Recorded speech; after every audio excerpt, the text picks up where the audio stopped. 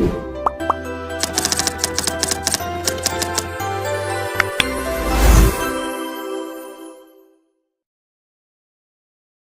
teman-teman, apa kabar? Kali ini kita akan membahas topik yang sangat penting, yaitu demokrasi. Bukan cuma pengertian dasarnya, tetapi juga bagaimana demokrasi diterapkan di Indonesia, tantangannya, dan bagaimana media sosial ikut andil dalam proses demokrasi.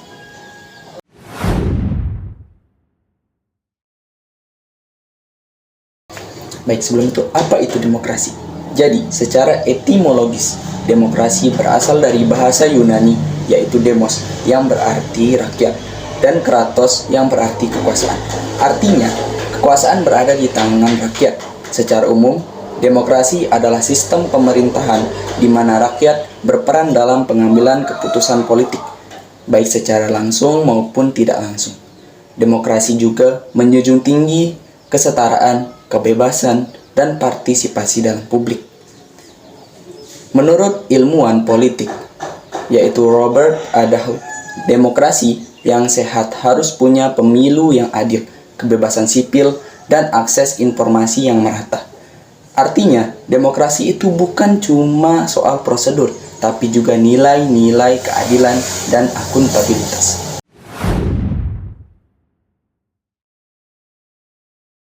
Lanjut ke pembahasan yang kedua, yaitu landasan demokrasi di Indonesia. Di Indonesia, demokrasi punya akar kuat, baik secara historis, filosofis, maupun konstitusional. Secara historis, sejak zaman kemerdekaan bangsa kita sudah mengenal prinsip musyawarah dan mufakat. Ini kemudian dirumuskan dalam Undang-Undang Dasar 1945 yang menegaskan bahwa kedaulatan berada di tangan rakyat. Filosofinya tertuang dalam Pancasila, khususnya sila keempat, yaitu kerakyatan yang dipimpin oleh hikmat kebijaksanaan dalam permusyawaratan perwakilan. Itulah dasar demokrasi dari Pancasila. Selain itu, demokrasi Indonesia juga berdasarkan prinsip negara hukum. Pasal 1 ayat 3 Undang-Undang 1945 menyatakan bahwa negara Indonesia adalah negara hukum.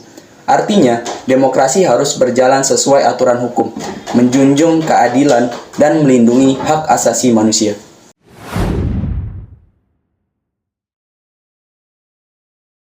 Kita lanjut ke pembahasan yang ketiga, yaitu perkembangan demokrasi pasca reformasi. Reformasi 1998 menjadi titik balik penting bagi demokrasi kita. Sejak saat itu, kebebasan sipil semakin terbuka, pemilu dilaksanakan secara langsung, dan lembaga-lembaga demokratis seperti KPU, MK, dan KPK mulai berfungsi. Namun, kemajuan ini belum sempurna. Demokrasi kita masih banyak menghadapi tantangan, mulai dari oligarki politik, politik uang, hingga lemahnya penegakan hukum. Pemilu seringkali hanya menjadi formalitas, bukan benar-benar mencerminkan suara dari rakyat.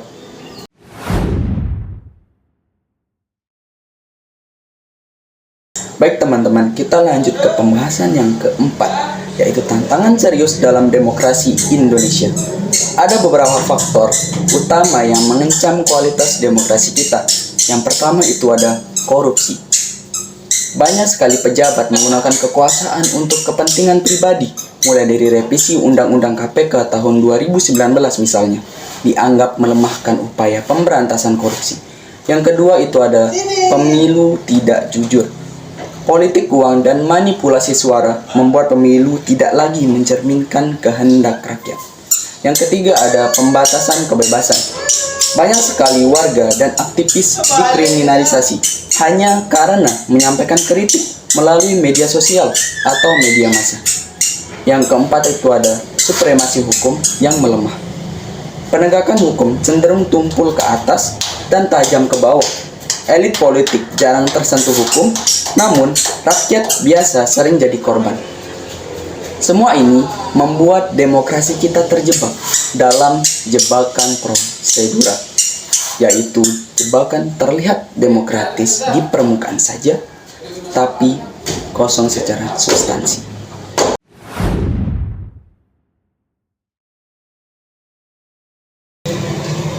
kita masuk ke pembahasan yang kelima, yaitu peran media sosial sebagai pedang bermata dua. Media sosial menjadi kekuatan baru dalam demokrasi. Di satu sisi, ia membuka ruang diskusi publik yang luas. Siapapun bisa menyampaikan pendapat, mengawasi pemerintah, bahkan mengorganisir gerakan sosial secara cepat. Contohnya, gerakan #reformasi di korupsi atau #kejayaan memanggil yang sukses memobilisasi anak muda. Namun, di sisi yang lain, media sosial juga membawa ancaman penyebaran hoaks dan ujaran kebencian semakin masif.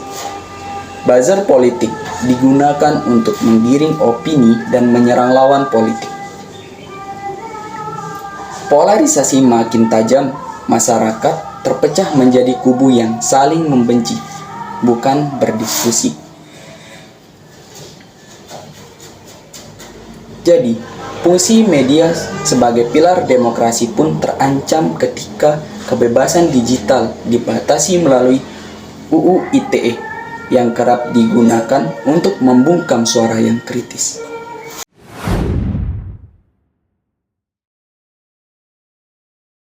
Baik teman-teman, setelah kita melihat banyak sekali masalah-masalah yang terjadi di dalam demokrasi kita, maka muncul juga solusi dan juga harapan.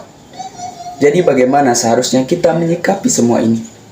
Penguatan demokrasi harus dilakukan dari berbagai sisi. Perbaikan institusi, lembaga seperti KPU, KPK, dan juga MK harus dijaga independensinya. Pendidikan politik, masyarakat perlu lebih melek politik agar bisa kritis dan tidak mudah terpengaruh hoaks. Kebebasan sipil harus dilindungi, bukan ditekan. Kritik adalah bagian dari demokrasi, bukan kejahatan. Media sosial harus digunakan secara bijak, bukan untuk menyebar kebencian.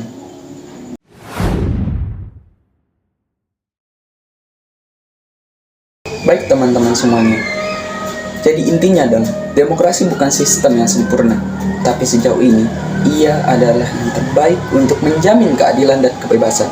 Demokrasi di Indonesia masih butuh pengawalan dan kita semua punya peran penting di dalamnya. Jangan diam, tetap kritis, dan terus terlibat. Sampai jumpa di video berikutnya. Dan jangan lupa jaga demokrasi mulai dari diri sendiri. Sekian teman-teman.